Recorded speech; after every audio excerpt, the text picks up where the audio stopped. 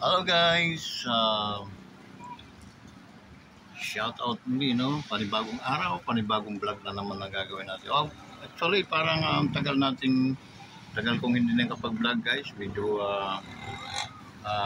ano na humihingi ako ng pamanhin doon sa ating mga solid counters, ano, na medyo na dating din pala sa tao yung parang discourage ka, no? Pero tayo magagawa, tao lang tayo, no? So yun guys, ito merong salamat nga pala sa ating mga kaibigan tunay, sa ating mga founders na tunay, no, mga followers. Nag-advise sa akin si Ate Lionel, no, huwag kang ma-discourage. Discouragement is not from God, it is from the devil. So huwag mong sabihin na so doon ako na wake up, no. So guys, by the way, ito yung panahon natin ngayon, medyo masamang tsura ating panahon. Ito naman guys yung ating mga ano ngayon, mga kaganapan dito sa ating pinaghahanap buhayan, no? Ating mga prutas, tak pa rin, daging. Yan, may mga cup noodles tayo. Ayan. Paninda ito sa palengke. So, yung bigas. Ika. So, yung guys, no? Medyo stock room natin. Ito yun naman yung mga anik-anik. Okay. So, malalakatan nito guys. Okay. First class na mga saging dito sa Kalagunahan Hotel Kubas. So, yan. Okay, so ano,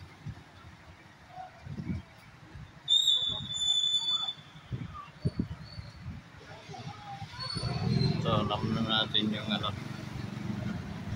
baka ang labas natin ito, sports section ng Arisa Market.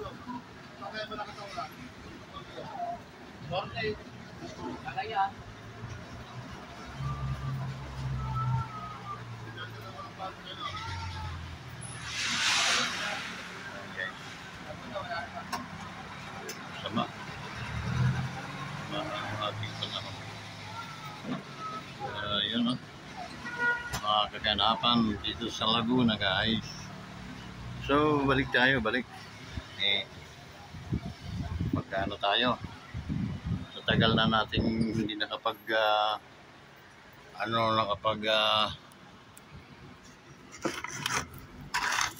natin hindi na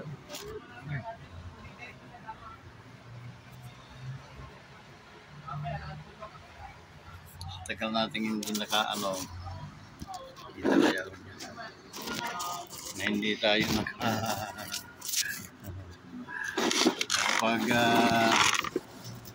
ng video, talagang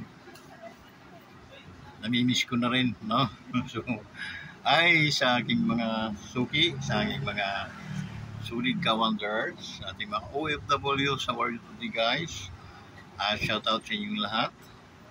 Ito ang inyong Tito ka-wonders,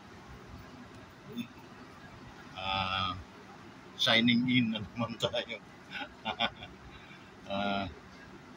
Okay. Sa mga lugar na inaano ng bagyo, no, yung tinatamasa ng bagyo ngayon, ingat kayo guys, no? Mga gustong magbiyahe, cancel muna, no? Lalo na sa mga dagat, cancel muna ninyo kasi delikado. Okay? Yung ating mga biyahira, no? Medyo ingat-ingat tayo guys, dahil una malakas yung bagyo, hindi ko alam Hindi kasi ako nakapag anong pangalan ng bagyo na yan, no? Pero yung paman, alam mo naman ng panahon ngayon, kahit medyo hindi walang bagyo, basta-basta na lang umaalo ng mga dagat natin. So, ingat lang tayo, cancel muna mga lakad, no? Lalo na pag mag-tune in kayo doon sa ating mga weather forecast. Okay? Yun ang mga paalaala ni Kawanderers, yung ating mga OFWs naman. Ingat naman kayo dyan kung saan man kayo nakalatag sa kapatagan ng ating mundo ito. Basta ako, panay ang aking pangamuyo, ika nga, or ampo, or sa panalangin sa Panginoon na kayo ay nasa magandang kalagayan, no? Kayo ay always in good health and happy living. Okay? So yun, mga kaibigan naman natin, mga solid na mga Kawanders dito sa Pilipinas, no? Shout out sa inyo lahat. Ang ating ding mga men and women in uniform, siyempre, di natin sila huli dahil mga handang tumulong at magbuwis buhay sa kanilang mga sinumpaan, mga tungkulin at alituntunin sa ating bansa. Okay? Shout out sa inyo lahat, guys, mga men and women in uniform, men and women sa mga polis. Okay? Ingat kayo always, no? Yun ang laging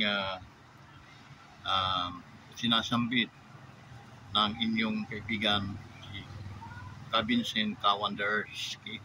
Wonders Motovlog. Sa mga hindi pa nakapag-subscribe sa ating YouTube channel, please subscribe to Wonders Motovlog TV. Mabuhay po kayong lahat. Okay? So ano ba mga anuhin natin yun? Ating mga pipinturahan. Napakarumi na talaga itong ating bansa. Okay? Ang nabalitaan ko kanina, okay? Yung dito muna tayo sa mga congressman na sumulong na para doon sa impeachment ni Vice President, no, Inday Duterte. So guys, kailan pa kaya kayo yung makakapag-isip ng maayos, no?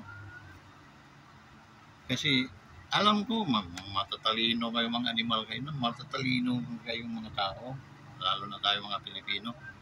Pero ang hindi ko talaga maurok. Bakit? Parang kayo na ang pinakabubong mga nilalang sa balat ng mundong ito. Okay? Tinalo pa kayo sa mga uneducated na mga bansa, mga walang aral talaga ng mga tao, sa patalasan ng mga kautakan.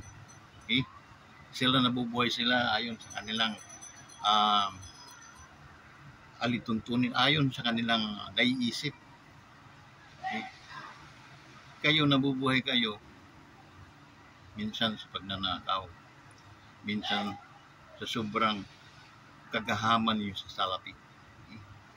Ang isang walang kasalanan ng tao ay i-impeach ninyo, lalo na yan si Vice President. I-impeach ninyo. Gusto yun na lang ang pag-asa ng Pilipinas. Okay. Without that person, Philippines is eating down. Okay? Wala po talaga na tayong mapupulot na merong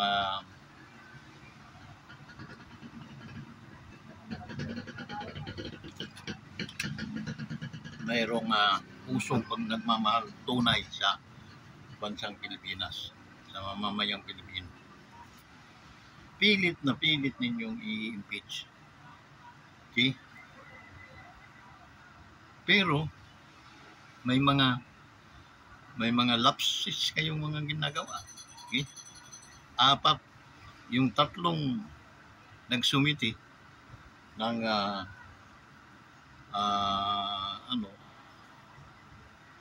ay hindi nyo pinansin, inupuan, no? Tinulugan, initlugan ng linimliman. Iyong kini-question kayo ng legality. Okay? Because may 1 year term yun. Okay? Kapag sampa ka, another year, sampa ulit.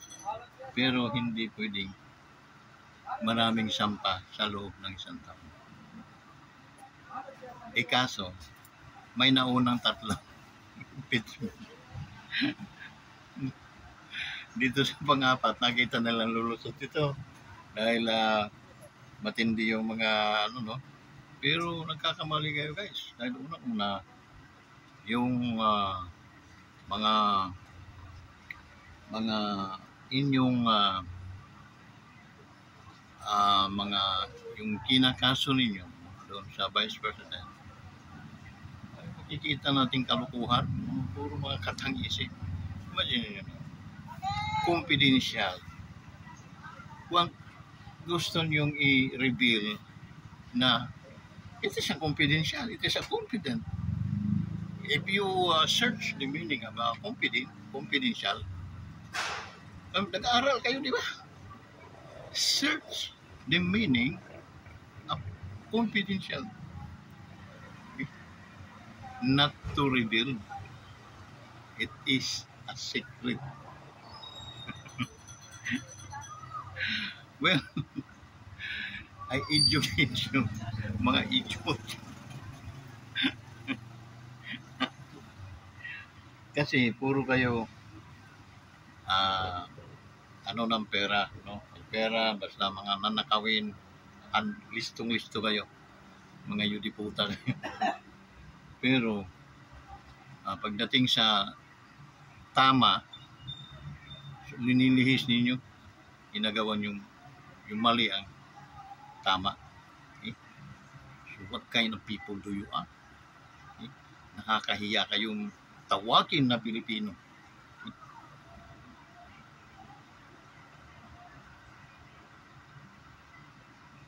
Only Vice President, yun na lang ang tanging tao na inasahan natin na magdadala sa ating bansa, no? Maglilip up sa atin. Otherwise, wala na. Okay? Kakaroon ka ng presidente bangag, no?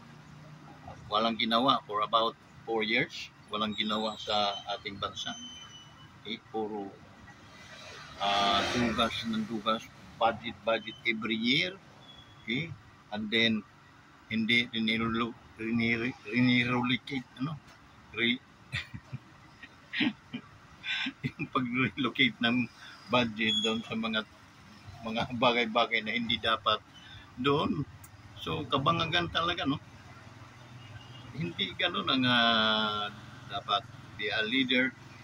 And the big problem ng ngayon, medyo may controversial nga nangyayari ngayon doon sa First Lady. Okay? So, ito, pinipinturahan lang natin.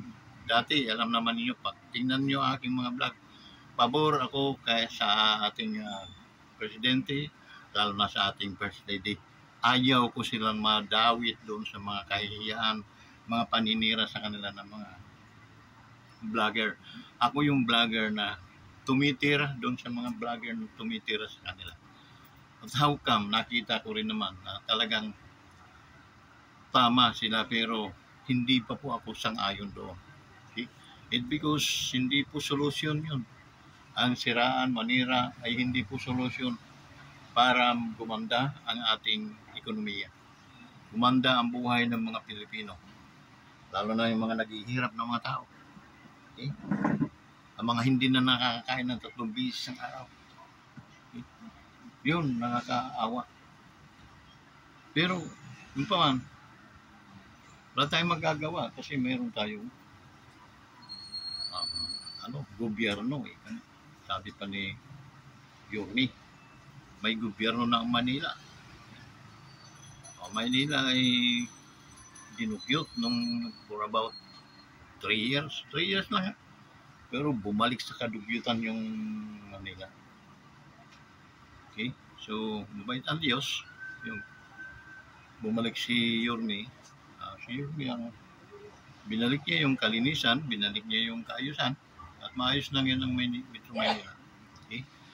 So, So dito sa ating bansa, wala talagang kaayusan unless itong si ah, Bongbong Marcos ay bumaba sa pwesto at mag-jamming-jamming na lang. Yun ang madaling solusyon, no? Kaysa dumating pa yung panahon na baka kakalag ka rin yan dyan sa palasyo, nakakahiya pang issue, di ba? Para pala, ano na lang, may part 1, may part 2. Okay? Iparihang ang pangalan, Ferdinand. No? Junior nga lang, senior yung isa. Pero well, sa totoo lang, nawalan din ako ng respeto dyan sa inyong Pangulo. No? Inyong Pangulo.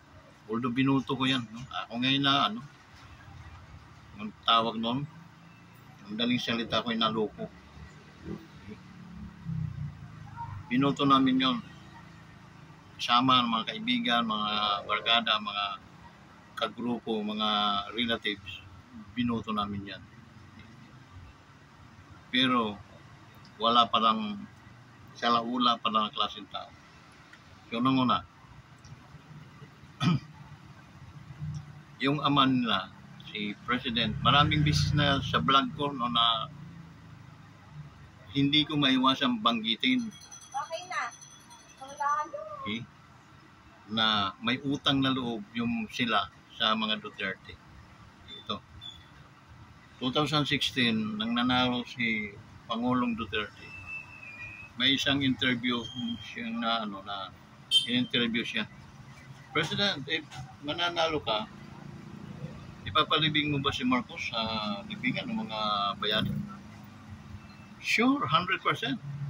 Because he is a former president, the law, the rules, and yung batas natin nagsasabi na if you are a former president, you are entitled to, maililibing ka talaga dyan sa libingan ng mga bayani. Bukod yan, presidente siya, ex-president siya, nagsinulong yun siya, no matter what, anumang klaseng tao siya, nakamatay man siya, ang pag-uusapan natin siya ay naging presidente.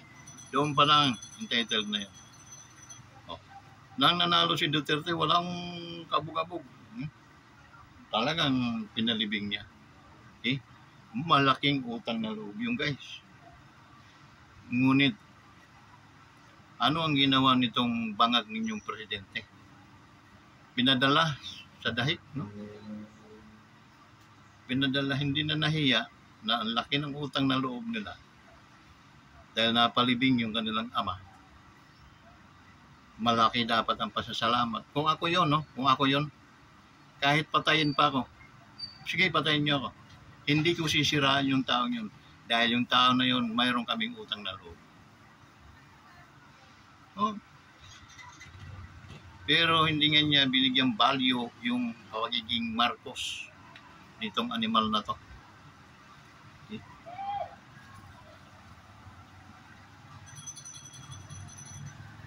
I feel yung inis.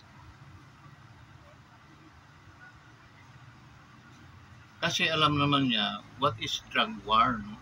At drug war, siyempre may gira ba nga walang mamamatay? Okay? Mayroon din talagang may lalaban din talaga dyan. Kaya may dalawang 5 ka. And then, sandali, may magpapabarya guys, ha? Oo, ikaw ba? Alam mo namang inig ako sa iyo, tapos Kaya dalawang 5 na ko. sinabi ko. Thank you po. May nagpapalit.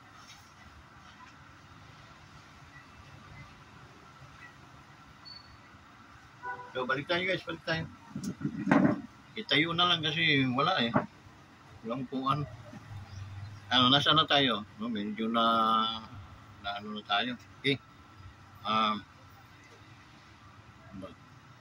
Yun nga, no? Hindi ko maisip. Ay, andun sila sa taas. Oo. Blah, blah. Yeah, there. There, Marco. Oh, guys, balik tayo. No? Yun nga. Sabi ko, akala ko, iingatan nila yung kanilang apelido. Pag bubutihin nila ang pagserbisyo, ilingkod nila sa bansang Pilipinas dahil sa mga nangyayaring kahiyaan sa kanilang apelido dapat ibinangon nitong Marcos na to. Pero lalong linubog niya ang kanilang apelido. Guys, kung panis noon ngayon, sobrang panis na. Baho na ng apelido niyo. So, ito na yung last Marcos, no, na maninilbihan sa bansang Pilipinas. Nanilbihan ba yun? Parang hindi nanilbihan. Tumira sa, sa palasyo ng walang silbing tao. Walang silbi. Walang nagawang project, no? So, buisit. Tayo nakakahiya sa ibang bansa. Hiyang-hiya, nakakahiya. So, hindi lang hiyang-hiya, nakakahiya. Okay? So guys, di ko alam kung paano pa-revive ni Inday. Mahihirapan ang ating susunod na presidente rin. Mahihirapan. Because sa sobrang guba na ika sa Cebuano, sirang-sira ang Pilipinas. Mapaibang bansa tayo, Middle East, Europe, baho. So, anong gagawin natin, guys? Okay. Ating gagawin, walang ibang makakapag sa atin kundi ipanalangin ninyo yung inyong mga leader, okay? Na sana meron silang magandang isip na kumbaga sampigain ng kanilang mga tinga para umugong, para sila ay makapag-isip ng maayos. Okay? Mapaglingkod 30, ay 300, 30, 35. Saging. Saging na. Manatang. Ito, alam ko isa lang ang kunin mo. Ano yan? Good. Dalawa? Magkano isa? Balat lang, titimbangin. Balat lang yun. Tatlo. Hindi ba na? Parang pasobra na isa. Magkano yan? Titimbangin. Parang salita.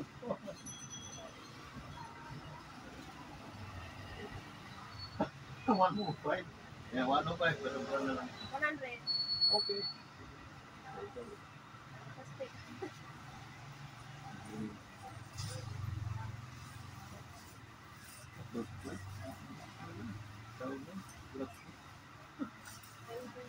You're welcome.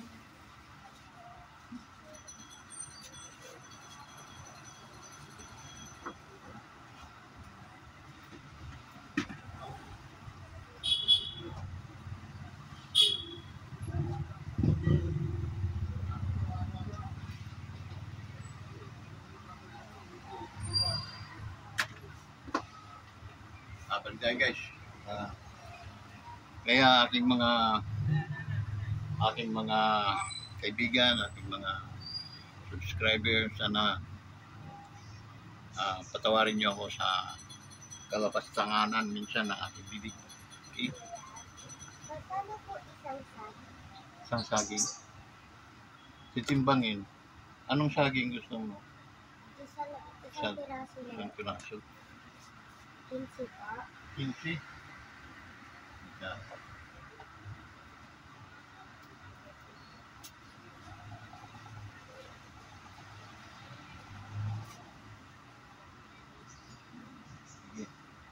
21 siya pero 15 na lang dahil bata ka pa. Sukli ka pa ha.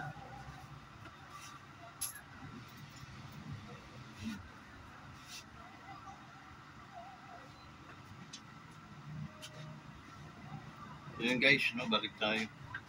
May lemon po po kayo? Ha? Lemon? Wala. Lemon. Limon? Yan na lang po. Ha? Yan na lang. Ayun na lang.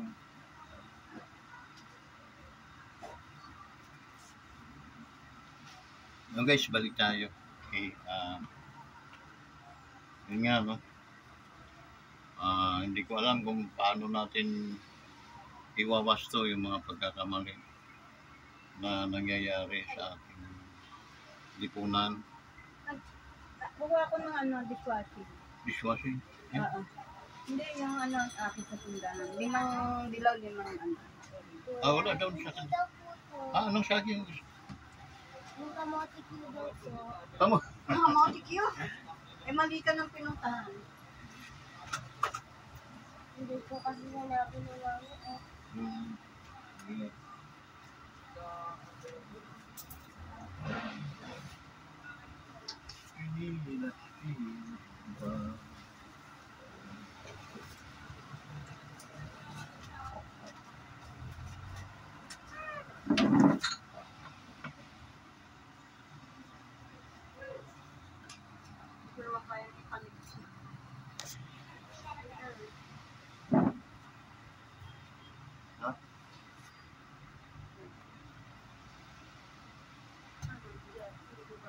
So yun guys, no?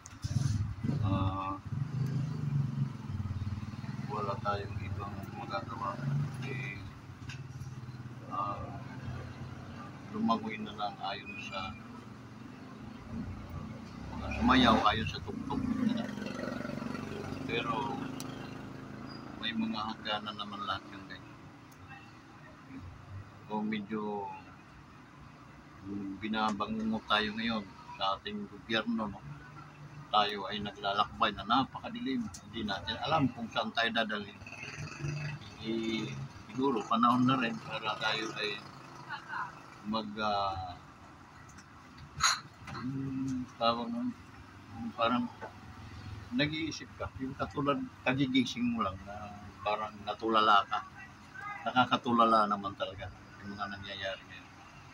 Isa pa yung first lady natin ngayon, ninyo ngayon, ano, involved din sa Amerika. Mayroong may-ari ng anak ng Rustan, no, namatay. And then ang ng US, yung report, no, is na overdose sa druga. At so mga pulburutik itong gobyernong ito, no, ay naman si Marcos, talagang pangiwin-iwi na yan. Hindi ko rin makita yung first lady kung pangiwin-iwi na rin yan, lintik na yan. So yun, no, medyo marami talagang dapat yan talaga pinagbibiting patiwarik. Tapos inalatigo ng tinidor. Pag dugtungin mo yung tinidor, tapos yun lang ilalatigo mo sa mga tarantado yun. So kulang pa, yung parusahan mo natin silang sabog ang mga ihi ay kulang pa. Okay, yun. Isa pa, yung si Pangulong former President Duterte, butot balat na lang daw ayon sa mga nakukuha natin mga report. So it means, kawawa yun kasi unang-una wala namang jurisdiction ang ICC sa Pilipinas. Pangalawa, hindi na tayo member. Pangatlo, nag-move yung ating kumikilos o may ang ating batas, no? Pag ako'y pumatay ng tao, tiyak makukulong ako. So may batas tayo dito sa Pilipinas. So yun ang pagkakamali. Okay? At alam niyo kung sino nagpadala doon? Nagdakip? Ito. Singag ba? Marcos. Yung inyong presidente ngayon. Ang kanilang tatay, ang pagkakaiba ng mga Duterte at Marcos, ang Marcos pinalibing sa libingan ng mga bayani. Pagdating naman dito kay Bungit, pinakulong naman si Duterte doon sa ICC. Si Raul talaga. No? So yun, hanggang dito na lang. Kita-kita na ulit tayo sa guys, mga hindi pa nag-subscribe sa inyo. Please subscribe to our YouTube channel, Wanderers Motovlog TV. Bye-bye!